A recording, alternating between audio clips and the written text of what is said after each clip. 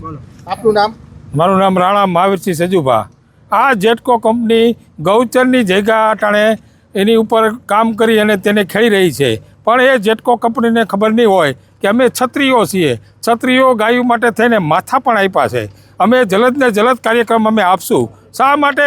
કે ગાયો માટે થઈને ત્યાંથી આ શરૂઆત એને ગૌચરથી જ કરી, બીજે કાં ન કરી, ગૌચર માટે કરી, એટલે અમે લોકો નીકળી પડ્યા છીએ। એ જેટકો કંપનીને હું એટલું જ કહેવા માગું છું કે તમે હાથા ન બનો।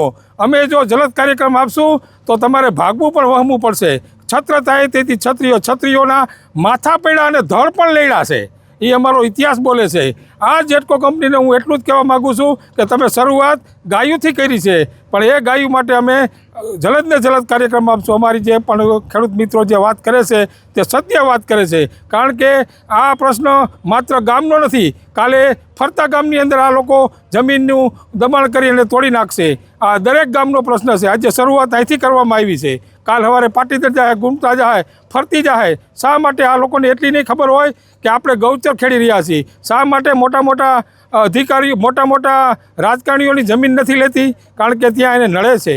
તે દૂર કરવા માટે હું અપીલ કરું છું, દરેક ગ્રામજનો આની અંદર સાથ સહકાર આપો એવી હું આશા રાખું। આજે જે કાર્યક્રમ યોજવામાં આવ્યો એ જેટકો કંપનીનું અમે અહીં સ્મશાન યાત્રા કાઢવામાં આવી। એ અમારી એક પ્રતિક સ્મશાન યાત્રા હતી। એ પ્રતિક સ્મશાન યાત્રા શા માટે હતી? કે સરકારની આંખ ખુલે કે આ જેટકો કંપનીનું પાણી પણ હલતું નથી। અમે જલદ કાર્યક્રમ કાલે પણ જળ સમાધિનો આપ્યો, છતાં પણ આ લોકો જવાબ દેતા નથી। આ લોકોને અમે એટલું કહેવા માંગીએ છીએ, ગાય માટે અમે ગમે એ કરી માટે છૂટવા માટે અમે તૈયાર છીએ। બોલો ભારત માતા કી જય। મારું નામ ચેતન ગઢિયા છે અને આજે જે ચોરડી ગામની અંદર જે પ્રશ્ન ગૌચરની જમીનમાં જે લાઈન નખાતી 3 દિવસથી સતત વિરોધ થઈ રહ્યો છે આનો, અને આજે જે જેટકો કંપનીની સંવેદનશીલતા મરી ગઈ છે એના માટેનો અનોખો એક વિરોધ કરવામાં આવ્યો છે। આ કંપનીને અગ્નિ સંસ્કાર કરવામાં આવ્યો છે, કારણ કે સંવેદનશીલતા મરી ગઈ ખેડૂતો પ્રત્યેની। ખરેખર આ કંપનીને ખેડૂતોની પડખે ઊભું રહેવાનું હોય છે, પણ ખેડૂતોની પડખે ઊભી નથી। એટલે આ ગામથી શરૂઆત થઈ છે અને હવે અલગ અલગ ગામના લોકો પણ આમાં જોડાઈ રહ્યા છે।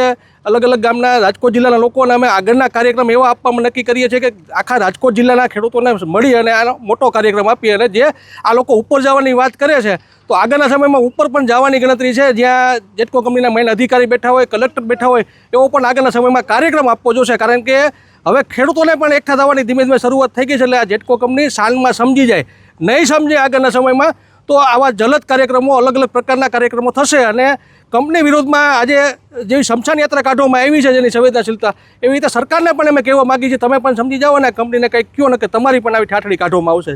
જય જવાન જય કિસાન। ગોંડલ તાલુકાના ચોરડી ગામે છેલ્લા 3 દિવસથી સતત કાર્યક્રમ ચાલુ છે। જેટકો કંપનીના જે ગૌચરમાં થાંભલા નાખવામાં પોલ નાખે છે એના વિરોધમાં છેલ્લા 2 દિવસના કાર્યક્રમો જોઈએ। આજે ત્રીજા દિવસે અમે એક કાર્યક્રમ કર્યો છે, કારણ કે અમને એવું લાગે છે કે જેટકો કંપનીની સંવેદના હવે મરી ગઈ હોય।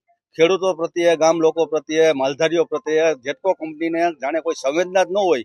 તે અનુસંધાને આજે અમે જેટકો કંપનીના સ્મશાન યાત્રા કાઢી, સાંકેતિક સ્મશાન યાત્રા કાઢી અને એનું પૂતળું બનાવી અને બાળી, અને અમે પણ રોષ વ્યક્ત કર્યો છે કે આ કંપની દ્વારા ગામ લોકો, માલધારીઓ અને સામાન્ય લોકો પ્રત્યેની એક જેની જવાબદારી હોય છે એને બદલે એની સંવેદના સાવ મરી પરવારી છે। તો તેના વિરોધમાં સમસ્ત ચોરડીના ગ્રામજનો એકઠા થઈને આજે સાંકેતિક સ્મશાન યાત્રા કાઢી અને તેમની ઠાઠડી બારવાનો કાર્યક્રમ કરવામાં આવ્યો। જો એટલું કરવા છતાં અને પ્રિન્ટ મીડિયા બધે એટલા કાર્યક્રમો દેખાડવામાં આવે છે, છતાં કંપનીને પેટનું પાણી પણ હલતું નથી। તો અમે આ કહેવા માંગીએ છીએ કે આ કંપની કેવી નિષ્ઠુર થઈ ગઈ છે કે સામાન્ય લોકો છેલ્લા 2 દિવસથી અમને આ જેટકોના અધિકારીઓ દ્વારા ગોળ ગોળ જવાબ આપવામાં આવે છે, કોઈ પરફેક્ટ જવાબ આપવામાં આવતો નથી। છેલ્લા 2 દિવસથી અમે કાર્યક્રમ કરી છીએ સતત, આજે ત્રીજા દિવસે પણ કાર્યક્રમ કર્યો, પરંતુ જે અમે લેખિતમાં માંગ્યું હતું 4 મુદ્દા, એના બદલે 2 મુદ્દા, અને એ પણ ગોળ ગોળ આપ્યા કે ભાઈ કલેક્ટર સાહેબ આમ કહેશે તો અમે આમ કરશું, ઓલા આમ કહેશે તો અમે આમ કરશું। પણ હવે તો અમને કોઈ ઉપર વિશ્વાસ નથી રહ્યો। જેટકો ઉપર વિશ્વાસ નથી, કલેક્ટર તંત્ર ઉપર વિશ્વાસ નથી, અને આ સરકાર ઉપર પણ વિશ્વાસ નથી। એટલે અમે ગામ લોકો સતત આવા કાર્યક્રમ દરરોજ છેલ્લા 3 દિવસથી ચાલુ છે, એમ આગામી દિવસો પણ આનાથી પણ જલદ કાર્યક્રમ ચાલુ જ રાખશું, જ્યાં સુધી આ જેટકો કંપનીની સંવેદનાથી મરી ગઈ છે એ ફરીથી જાગૃત ન થાય ત્યાં સુધી।